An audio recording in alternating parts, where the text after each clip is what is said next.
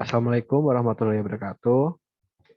Selamat datang para pemirsa yang telah menyaksikan pemaparan dari kelompok kami.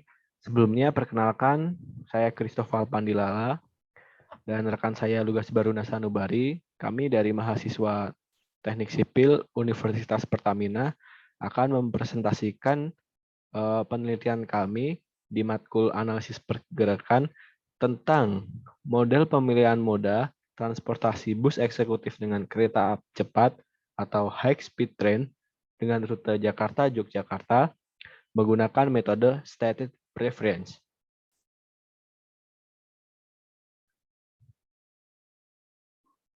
Baik, berikut merupakan outline atau gambaran umum daripada penelitian kami. Yang pertama, ada latar belakang dan pemilihan moda, lalu ada analisis atribut, metode pengerjaan, desain kuesioner dan hasil survei, pengolahan data, analisis dan pembahasan, serta kesimpulan dan saran.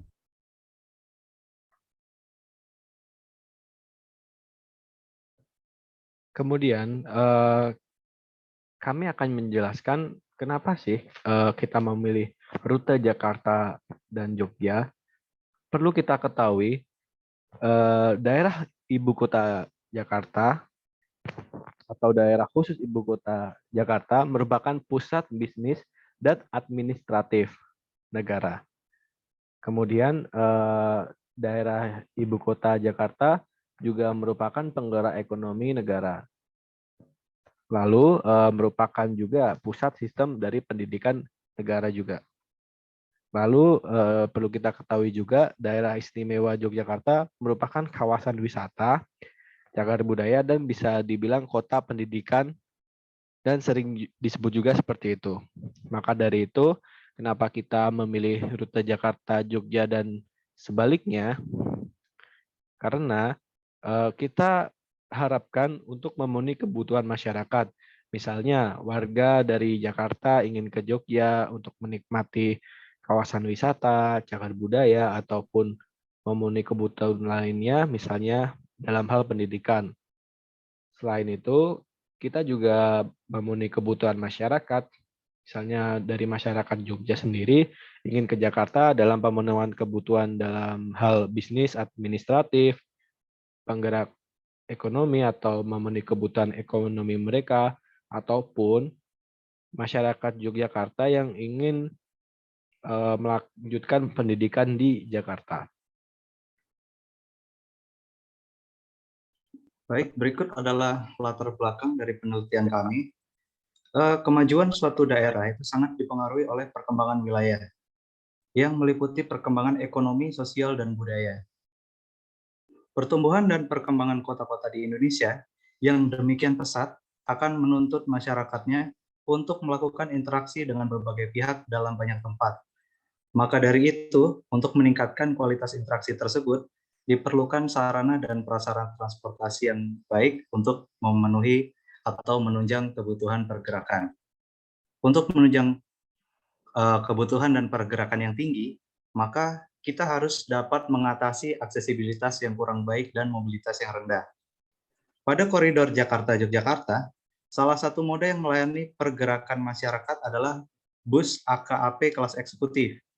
Dengan waktu tempuh yang diperlukan untuk perjalanan Jakarta-Yogyakarta adalah kurang lebih 10-12 jam dengan biaya 350-400 ribu rupiah.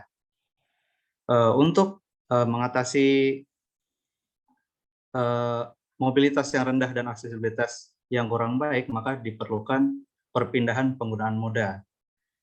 Oleh karena itu, ditawarkan moda kereta api cepat yang tentunya menawarkan kecepatan yang lebih cepat, waktu tempuh yang lebih singkat. Kereta api cepat dapat menempuh perjalanan Jakarta-Yogyakarta hanya dengan waktu 3-5 jam. Namun tarif yang diperlukan juga tidak sedikit tentunya, yaitu sekitar 400-600 ribu rupiah. Perpindahan moda dari bus AKAP ke kereta cepat diharapkan dapat menunjang aksesibilitas dan mobilitas yang lebih baik lagi. Dari penjelasan tadi, kita dapat menentukan berapa sih jarak dari Jakarta menuju Jogja. Nah, berdasarkan data yang kami dapatkan di Google Maps, bahwa diketahui dalam jalur darat eh, Jakarta ke Jogja ataupun sebaliknya itu berjarak kurang lebih 600 km dengan waktu tempuh 8 jam menggunakan jalur darat via tol. Nah, dari hasil survei yang kami telah lakukan mengenai berapa sih harga bus eksekutif Jakarta Jogja maupun sebaliknya. Nah, ini merupakan hasil salah satu website yang menjual tiket bus eksekutif. Misalnya, ini merupakan rezeki baru super eksekutif dengan waktu tempuh 11 jam dan harga 400.000. Kemudian harga yang kami tetapkan berdasarkan perencanaan yang saat ini telah dilakukan tentang perencanaan kereta cepat Jakarta-Bandung dengan estimasi biayanya sekitar 250 hingga 350.000. Yang mana pada perencanaan itu diestimasikan waktu tempuh Jakarta-Bandung kurang lebih 40 menit dengan jarak 150 km. Nah, berdasarkan hal itu, kami menjustifikasikan rencana kami Jakarta-Jogja maupun sebaliknya dengan harga 400.000 hingga 600.000 dengan waktu tempuh 3 hingga 5 jam, serta dengan jarak yang telah direncanakan sekitar kurang lebih 600 km. Kenapa kita memilih kereta cepat sebagai pemilihan alternatif moda yang kita tentukan? Berikut merupakan faktor-faktor yang ingin kami kasih atau kami berikan solusinya. Misal, untuk mengurangi kemacetan di jalan. Jika menggunakan bus, mungkin waktu tempuhnya dapat berubah-ubah karena didasari oleh kemacetan, sehingga jika menggunakan kereta cepat, pengatasan dari waktu tempuh itu dapat teratasi. Kemudian kerusakan jalan. Maksud dari kerusakan jalan ini, jika kita menggunakan kereta api cepat, diharapkan meminimalisir dari segi untuk perbaikan jalan sehingga dapat meminimalisir biaya ekonomi yang dikeluarkan oleh pemerintah. Kemudian juga untuk mengurangi polusi udara yang disebabkan karena kendaraan bermotor. Selain itu, kita juga mengatasi dan memberikan solusi agar mobilitas masyarakat yang rendah dapat menjadi tinggi menggunakan kereta cepat.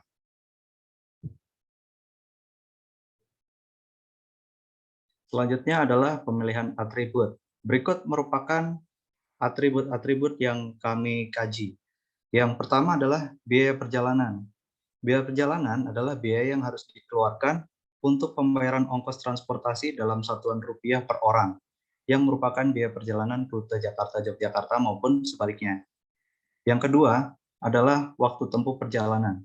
Waktu tempuh perjalanan adalah waktu tempuh kendaraan dalam satuan menit atau jam yang merupakan waktu yang dibutuhkan moda mulai menempuh perjalanan dari titik awal menuju terminal atau stasiun hingga tiba di terminal atau stasiun tujuan. Kemudian adalah frekuensi. Frekuensi adalah banyaknya kendaraan penumpang per satuan waktu. Besarannya dapat dinyatakan dalam kendaraan per jam atau kendaraan per hari. Kemudian ada fasilitas. Fasilitas merupakan sarana untuk melancarkan pelaksanaan fungsi. Dalam hal transportasi, fasilitas dapat diartikan sebagai sarana pelayanan yang menyediakan berbagai jenis transportasi yang dapat digunakan oleh masyarakat. Serta ada jarak ke stasiun atau terminal. Jarak ke stasiun atau terminal yaitu jarak perjalanan dari tempat tinggal menuju stasiun daripada moda yang akan digunakan. Kemudian kita akan menjelaskan metode yang kami lakukan dalam pelaksanaan penelitian pemilihan moda. Berikut merupakan diagram alir dari penelitian pemilihan moda. Yang pertama, kita melakukan identifikasi masalah mengenai rute Jakarta-Jogja atau Jogja ke Jakarta, sehingga nanti kita membutuhkan nih data-data apa saja yang kita perlukan dalam analisis pemilihan modanya.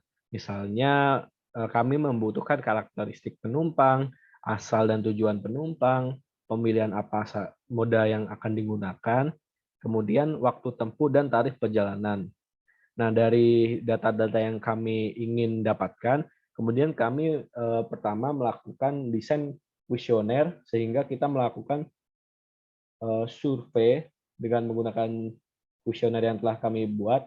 Survei pertama kita menentukan atribut. Nah, atribut ini kita lakukan survei untuk mendapatkan atribut yang berpengaruh. Kemudian setelah kita mendapatkan atribut yang berpengaruh, kita melakukan survei pemilihan moda berdasarkan atribut yang berpengaruh tadi. Setelah itu, kita mendapatkan data-data yang diperlukan, lalu dilakukan pengolahan data dan analisis data. Nah, dari pengolahan data dan analisis data, kita menggunakan uji regresi. Uji regresi ini kita verifikasi lagi menggunakan uji kecukupan data dan uji statistik. Jika dalam hal ini memenuhi, maka akan dilakukan probabilitas perpindahan bus eksekutif ke kereta api cepat, kemudian kesimpulan dan saran. Nah, jika mungkin dalam penelitian ini masih belum memenuhi dalam segi uji kecukupan data dan uji statistik, kita melakukan koreksi data responden pada pengolahan data dan analisis data, sehingga nantinya data yang kita perlukan memenuhi sehingga dapat dilakukan pembahasan dan analisis. Nah, kemudian metode pengerjaan yang kita lakukan adalah menggunakan metode stated preference, di mana metode ini yang kami dapatkan itu sangat mudah digunakan karena kita dapat menentukan variabel-variabel yang ingin kita cari sehingga dapat mudah untuk diidentifikasi. Selain itu, metode ini juga diperuntukkan untuk moda perjalanan yang belum ada atau belum ada di lapangan seperti itu. Nah, dalam penyebaran desain kuesioner, kita menggunakan media-media online. Hal ini dikarenakan karena pandemi yang sedang berlangsung. Kita menyebarkan lewat grup Facebook, grup WhatsApp, grup Telegram, dan grup Line. Nah, berikut merupakan desain kuesioner tentang atribut yang berpengaruhnya nanti. Nah, ini merupakan gambaran-gambaran dari atribut yang berpengaruh nanti yang ingin kami cari, meliputi identitas dari responden, kemudian keperluan asal perjalanan dan tujuan, dan kemudian merupakan variabel atribut yang nanti berpengaruh. Nah, ini merupakan desain kuesioner atribut perjalanan yang kita lakukan secara online. Nah, karena kita melakukan surveinya online, jadi kita melakukan desainnya menggunakan Google Form seperti berikut. Nah, ini merupakan pendidikan terakhir atau pekerjaan saat ini, penghasilan, asal dan tujuan, keperluan, dan yang terakhir adalah pengurutan variabel yang paling berpengaruh. Nah, setelah itu, setelah mendapatkan hasil dari atribut perjalanan atau variabel perjalanan yang berpengaruh, kita mendapatkan hasilnya sehingga kita melakukan desain kuesioner tentang pemilihan moda. Nah, berikut jika kuesioner pemilihan moda dilakukan secara offline. Kita dapat ketahui nih identifikasi dari data respondennya. Kemudian hal-hal yang kami tawarkan pada responden seperti beda waktu biaya perjalanan dan beda biaya perjalanan. Nah, berikut karena kita melakukan surveinya melalui online, kami mendesain kuesioner pemilihan modanya menggunakan Google Form seperti berikut. Setelah itu, adapun hasil survei atribut yang paling berpengaruh. Ini merupakan data-data pribadi dari responden, kemudian rata-rata pengisi responden pada survei atribut ini adalah laki-laki dan usia rata-ratanya adalah 21 hingga 25 tahun. Kemudian pendidikan terakhir rata-ratanya adalah SMA, dan yang mana rata-rata dalam survei atribut ini adalah pelajar atau mahasiswa. Kemudian diketahui tentang penghasilan per bulannya, asal dan tujuan perjalanannya, dan keperluan perjalanannya. Sehingga didapatkan pada survei atribut ini, variabel yang berpengaruh adalah biaya dan waktu perjalanan. Kemudian survei pemilihan muda terhadap variabel yang berpengaruh tadi. Seperti yang saya jelaskan tadi, ini merupakan data-data dari identitas responden, terus jenis kelamin, usia, pendidikan terakhir, pekerjaan saat ini, kemudian penghasilan per bulannya, asal perjalanannya, tujuan perjalanan, dan keperluan perjalanan.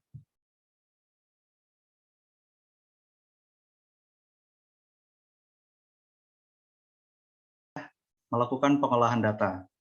Berikut merupakan contoh olah data untuk satu responden dari 106 responden. Untuk responden pertama dengan 9 statement, didapatkan respon yang bervariasi. Mulai dari 1 sampai 5 dengan skala probabilitas yang bervariasi juga. Kemudian dihitung nilai learn probabilitas per 1 mean probabilitas yang dapat dilihat pada tabel di layar. Lanjut. Baik, selanjutnya melakukan uji kecukupan data. Dengan jumlah responden 106 orang, dapat dilakukan uji kecukupan data dengan menghitung standar deviasi sebagai berikut, sehingga didapatkan nilai sebesar 0,278. Untuk galak 3%, maka jumlah data minimum adalah dapat dihitung sehingga data minimum yang diperlukan adalah 37 responden. Dari hasil tersebut, dapat disimpulkan bahwa jumlah responden itu lebih besar daripada data minimum, yaitu 106 orang lebih besar daripada 37 orang. Maka data sudah mencukupi. Kemudian dilakukan uji regresi dengan menggunakan regression analysis tools pada Microsoft Excel dengan memplot nilai learn tadi terhadap variabel yang dikaji, yaitu time difference dan cost difference, sehingga didapatkan nilai R-square, F, dan T-statnya. Lanjut. Nah, berdasarkan hasil analisis regresi tersebut, didapatkan nilai R-square sebesar 78,79% dari analisa untuk dua variabel, yang dimana variabel tersebut adalah time difference dan cost difference. Maka sebanyak 21,21% didapatkan dari variabel lainnya. Yang kedua adalah persamaan utilitas. Persamaan utilitas yang didapatkan adalah sebagai berikut, yaitu U sama dengan 4,263 kurang 0,0153 X1 min 1,303 kali 10 pangkat min 5 X2, yang dimana X1 itu adalah time difference dan X2 adalah cost difference. Selanjutnya, kita lakukan uji statistik. Yang pertama adalah t-test. Dengan tingkat kepercayaan 90% dan nilai DF yaitu 106 dikurangi 106 dikurangi 1, didapatkan dari tabel nilai T-tabel, yaitu 1,289. Kemudian nilai T-tabel dibandingkan dengan nilai T-test dari uji regresi. Didapatkan bahwa nilai T-test itu sebesar 25,854, yang dimana lebih besar daripada nilai T-tabel. Maka t-test itu sudah memenuhi. Kemudian dilakukan uji F atau F-test dengan variabel 2 dan dapat dihitung DF1 dan DF2 untuk mencari nilai F-tabel. DF1 didapatkan nilai 1, DF2 104, maka tinggal kita plot saja di tabel sehingga didapatkan nilai F-tabel sebesar 2,754, lalu dibandingkan dengan nilai F-test dari analisis regresi. F-test dari nilai analisis regresi didapatkan nilai sebesar 1796,531 yang dimana lebih besar daripada nilai F-tabel. Maka nilai F-test sudah memenuhi. Oke, berikut merupakan rangkuman hasil uji statistik. Nilai T-test dan nilai F-test itu sudah memenuhi, maka data tersebut dapat diterima dan persamaan utilitas dapat dipakai untuk analisis perpindahan penumpang. Oke, sekarang kita melakukan analisis dan pembahasan untuk probabilitas. Yang pertama adalah mencari nilai probabilitas dengan cara tabulasi data dengan membagi menjadi 3 sesuai variasi time difference-nya. Yang dimana di sini ada 420 menit, 360 menit, dan 300 menit. Pada masing-masing tabel, dicari nilai probabilitasnya dengan cara 1 kurang eksponensial U, yang dimana U adalah persamaan utilitas tadi, per 1 plus eksponensial U. Kemudian hasilnya dapat ditabelkan seperti pada yang tertera di layar. Baik, selanjutnya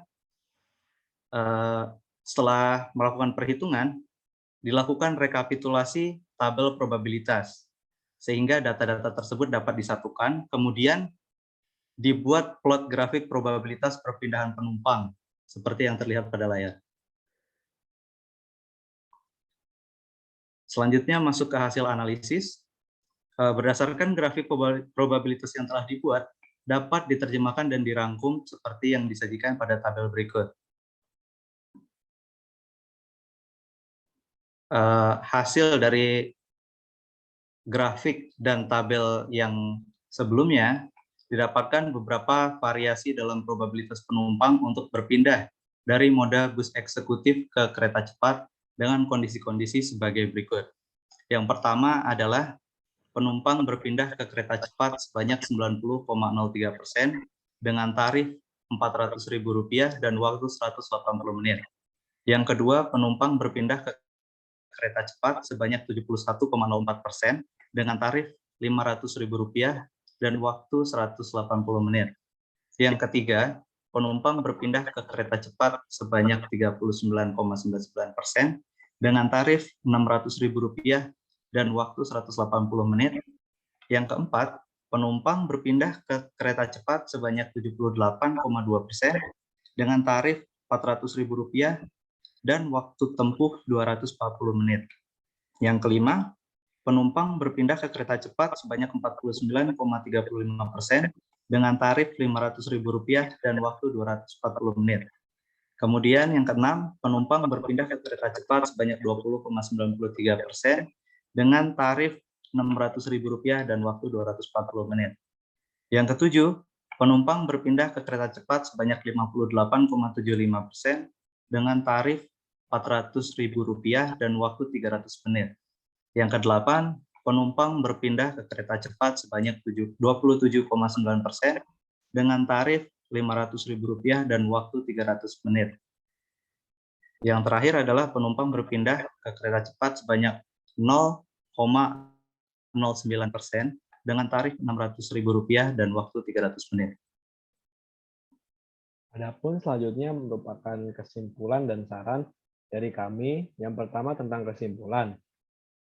Kesimpulan yang kami dapat adalah atribut atau variabel yang dianggap paling mempengaruhi dalam respon pemilihan moda antara bus eksekutif dengan kereta cepat dengan rute Jakarta-Yogyakarta ataupun sebaliknya, yaitu biaya perjalanan.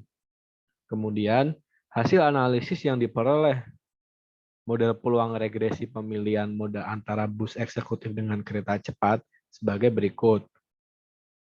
Kemudian, probabilitas perpindahan moda penumpang dari moda bus eksekutif ke kereta cepat didapatkan variasi-variasi yang telah dijelaskan pada pembahasan tadi. Nah, kemudian adapun saran dari kelompok kami mengenai penelitian ini, untuk menyempurnakan tugas ini, maka kami merekomendasikan agar dilakukan pemberian tenggat waktu yang lebih lama. Hal ini bertujuan untuk dilakukan uji statistik menggunakan berbagai macam pengujian dan menggunakan software SPSS. Yang dimaksudkan uji statistik dalam berbagai macam pengujian adalah beberapa macam uji statistik yang telah dilakukan para ahli dan profesor-profesor.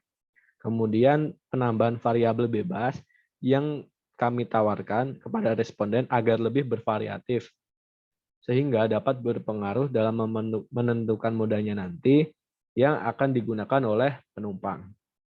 Dan yang terakhir, penambahan data penumpang yang lebih akurat atau existing sesuai dengan lapangan dengan melakukan kerjasama ke Dinas Perhubungan agar analisis lebih akurat. Mungkin sekian presentasi dari kelompok kami. Jika ada kurang lebihnya kami mohon maaf dan kami harapkan pemirsa yang menyaksikan video ini dapat memberikan saran dan masukan yang tentunya membangun bagi kami di kolom komentar.